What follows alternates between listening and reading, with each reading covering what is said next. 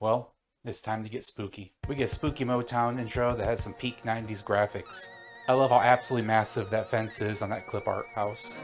The announcer reminds us we have a monster truck sumo match, as if that hasn't dominated every single thought I've had for the last month. We're live in Joe Louis Arena with Tony Schiavone and Bobby Heenan.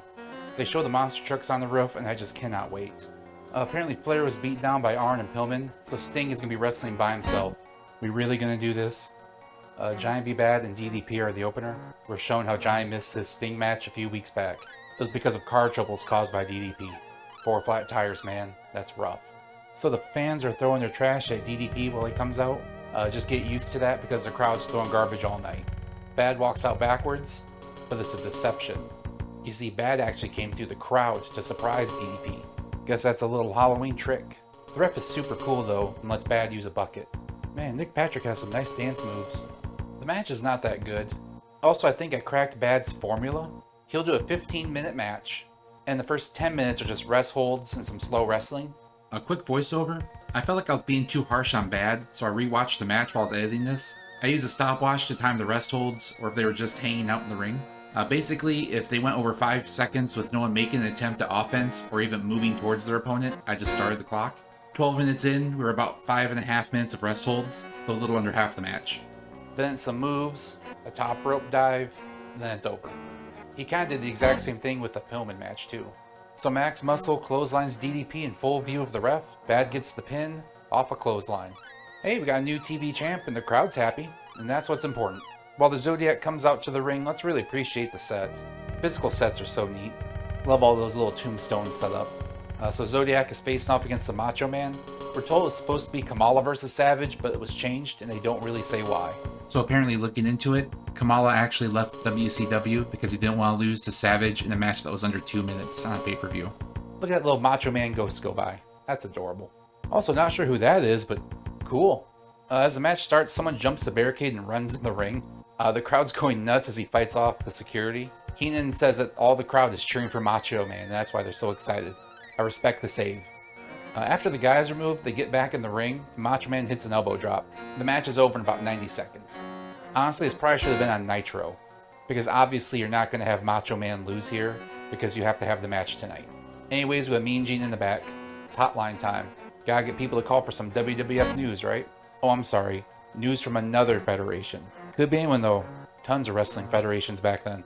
So Giant B Bad's celebrating his win. Gene says they're going to go to Greektown. Not the Toronto Greektown, the Detroit Greektown. Kind of figured they'd cross the bridge to go there and party, but at least Gene says he's going to be singing Tutti Frutti tonight. So the next match is a revenge match. They tell us that Kurosawa broke Hawk's arm over the summer, so no Hawk wants to make him pay. It's kind of funny that they tell us there's no way Hawk's arm is 100% after getting snapped, and then he proceeds to throw chop after chop. This match has some good spots, like Colonel Parker getting laid out, but it does have a really weird ending. So suddenly, Kurosawa jumps on Hawk for the pin. Parker holds Kurosawa's feet on the ropes, and then the ref counts to 3 even though it looks like Hawk's shoulder is up. Hawk immediately pops up and asks the ref something, and then Kurosawa leaves the ring while Hawk stands on the second rope playing to the crowd. Just kind of a strange ending, you know? Feels like something should have happened, or that something didn't happen. I don't know, I'll take it. Gene is in the back with the Macho Man. Savage is pacing, waiting to see if he wrestles Lex tonight. Pretty safe bet you will, dude. They're not going to cut that match. During the interview, Randy says they had some audience participation. Randy says he can take down Hogan and tells Gene his mustache is crooked. Gene says Savage's beard is crooked. That was a fun little exchange. Gene asks if they can stop talking about Luger. You know, the guy that Randy's probably going to be facing tonight. And instead, they want to talk about Hogan's monster truck. You see, the key for WCW right now is whenever Hogan's not on the screen, they should be asking about Hogan. Macho Man says he's curious about the match. Same, Randy. Same. We're getting JL versus Sabu. It's hard to tell who the crowd wants to win because they both get garbage tossed at them. So the original Sheik comes out with Sabu, and within 20 seconds, Sabu takes him out. Super cool, dude. I mean, you can't be surprised at Sabu, right?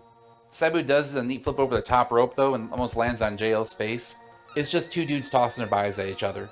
The match ends with a moonsault, and then the Sheik throws a fireball in JL's face for some reason.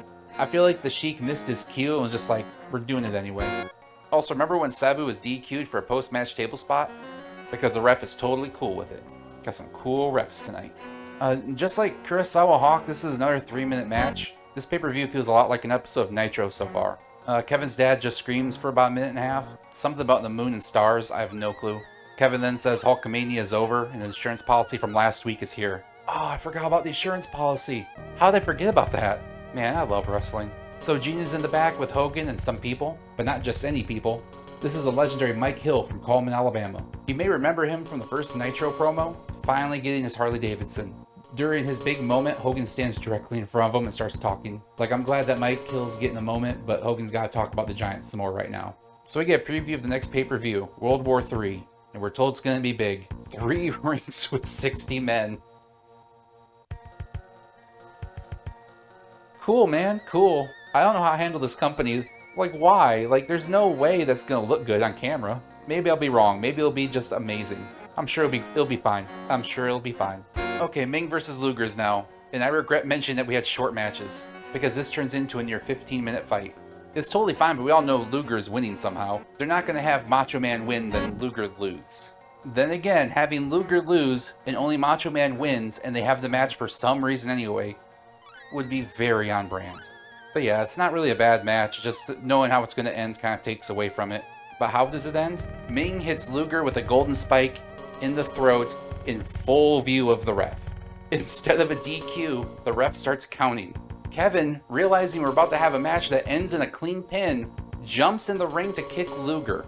The smallest kick in history causes a DQ, so Luger wins. Ming is understandably pissed off, and Kevin says, we want them to fight. So something's happening with Macho Man versus Luger, I assume.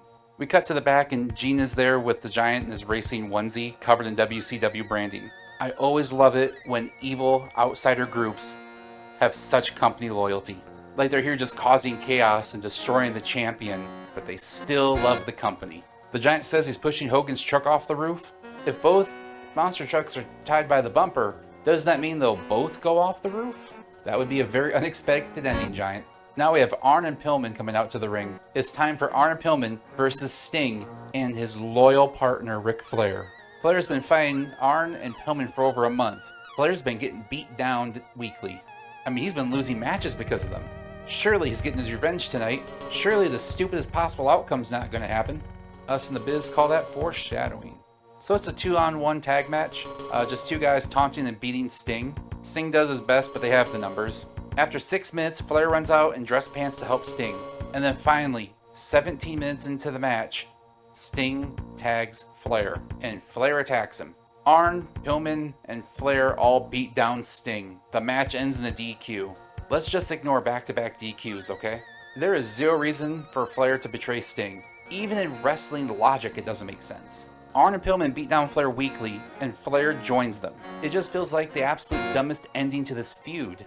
Also, we had a feud that basically started at Fall Brawl, and it's gone from pay-per-view to pay-per-view with no resolution. I don't think we had one completely clean match that whole time. While we wait for the post-match interview, Gene pitches the WCW hotline again, and we see Hawk and Mike Tenay on landline fielding calls. Man, the 90s, what a time to be alive. Flair says now we go to school. First thing you learned is never mess with AA. The second is you don't play around with Pillman. And the third is you don't mess with the Nature Boy. I cannot stress enough that these 3 people have done those 3 things multiple times in the last month. Arn says be careful what you wish for, and I have no idea who he's talking to. I don't know who wished for this. Gene says this is one of the worst things he's ever seen. I agree with Gene, even though he's probably saying it for a different reason. Schiavone is at the table and says, hey, didn't Pillman kick Flair right in the head last pay-per-view? I don't know, man. I'm there with you. We jump to Mike Tenay interviewing Lex Luger. He's asked about the end of the Ming match. Luger says, yeah, it's perplexing. Lex then says people want this match with Macho Man to happen, but he doesn't know why. I love how the theme of the night are things happening and no one knows why they're happening. He says tonight the big boys are going to go at it and that he will be the best wrestler in WCW. We get a promo writing down the history of Hogan Giant. The Giant showed up, showing that he was part of the dungeon, and you've seen the rest. Time to get to the roof, baby. We've been waiting a month for this. Bischoff steps in for Tony. We have a special announcer, Bob Chandler. He's the creator of the original Bigfoot monster truck. He explains some of the details about the monster truck and doesn't say a word for almost the entire match. We go over the rules. You have to push your opponent completely out of the circle. Also, each monster truck has someone in them. Like, besides the wrestlers, there's people sitting inside these trucks. Part of me thinks that they're the ones driving. Just because it feels like for insurance reasons, you can't have random wrestlers operating monster trucks on top of an arena, that you have to have someone actually driving them. Hilariously, some guy comes out to weld the bumpers. As a guy that worked in a factory that welded, that was completely for show. That's not enough time to weld anything. Yeah, and they push each other back and forth for 4 minutes. Just pushing each other back and forth. In the end, Hogan wins, but the Giant gets out angry. Hogan and the Giant brawl and get on the edge of the roof. Suddenly, Hogan knocks the Giant off of the arena. Hogan, who said he was going to put the Giant in the ground and drag it by behind a motorcycle, yells, "Oh no," and runs screaming for help. Bob Chandler asks if that was supposed to happen. There's a chance that poor man thinks someone actually died out there. Commentary is distressed though, saying they don't know if the Giant survived. No time for that though, because we have Luger versus Macho Man next. So I get that Heenan wants to act distraught to sell the entire thing, but he is really coming off as obnoxious here. Luger tries to shake Randy's hand and gets attacked. And then Jimmy Hart comes to the ring during the match for some reason. Heenan just keeps asking for updates. He just screams over and over about what's going on and how is he. Tony's doing his absolute best to commentate on the match, but Heenan is just making it unbearable. Like, I love you, dude, but come on. Like, you can stop selling it now. Luger tries for the most obvious illegal pin while the ref is distracted. Macho pushes Luger into Hart, hits the elbow drop, and gets the win. That's it. After the match, Heenan is still asking for news from the back. He says he has no comment on the match because he wasn't paying attention, and then starts screaming for news. Heenan rips off his headset and says that he's going to go get the news himself. After storming off, he comes back 15 seconds later saying he couldn't get out of the building. They replay the Giant falling off the roof. We come back and Heenan drops to his knees begging Schiavone for news. This goes on for an entire 5 minutes, by the way. This isn't some quick segment. This goes on and on. Like, I totally get what you're trying to do here. Less is more. We finally go to the ring with Michael Buffer introducing the main event. The bad guy, Hulk Hogan, a man of pure evil, quiets the crowd and lets them know an accident happened. Suddenly, in a legitimately great move, the Giant's music hits. Hogan is fully stunned that the Giant has survived and is coming out. That is how you sell a monster. He feels like a gigantic threat. Hogan then removes his bandana and shows he has the same face paint as Kevin. Why? Like, why would... Okay. So yeah, they have a big man match. The Giant just beats on Hogan until Hogan hulks up and becomes invulnerable. Hogan bites the Giant in the face and threatens to punch the ref. And then because Hogan has to do the spot, he body slams the Giant. From here on out, if you are watching this, I want you to make sure you're sitting because it gets crazy. We got a little bit of a bumpy road ahead. So Jimmy Hart comes in with the belt and knocks out Hogan. With the ref down, Kevin comes into the ring, and then Luger and Savage come to make the save, but Hart knocks out Savage, and Luger starts stomping on him. Then finally, the Yeti. The Yeti and Giant hug Hogan to death, and then they do the same to Macho Man. Heenan says you'll never see another pay-per-view like this one, and I fully believe him. With no ref, Michael Buffer for some reason announces the Giant won by DQ. Somehow, Hogan got hit with the belt, and then he got attacked afterwards. I'm not sure how the Giant won. Buffer then says the belt cannot change hands on a disqualification, so Tony and Heenan both let us know Hogan is still the champion. That's it. That's the show. Like, that was a really bad show, right? So if you just forget about all of the Nitro level matches, out of the final 4 matches, 3 of them ended in disqualification. I hope they explain things tomorrow, but I'm pretty sure they won't. Well, I guess I'll see y'all tomorrow for Nitro Party. We have a Halloween Havoc post-show. Let's see what happens with the Giant and Hogan. Thank you for watching.